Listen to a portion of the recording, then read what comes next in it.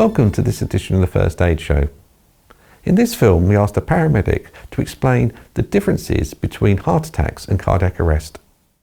Sometimes people use the word heart attack and cardiac arrest interchangeably, but they are actually two slightly different situations.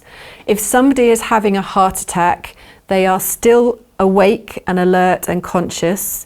They will often complain of chest pain and some uncomfortable symptoms such as jaw, neck, arm pain. They might be sweaty or clammy, feeling sick, short of breath. The heart attack, it's a pump problem. There's a circulation problem. There's not enough oxygenated blood getting to the heart muscle to allow it to pump effectively. If that continues and the blockage is significant, eventually that heart will stop.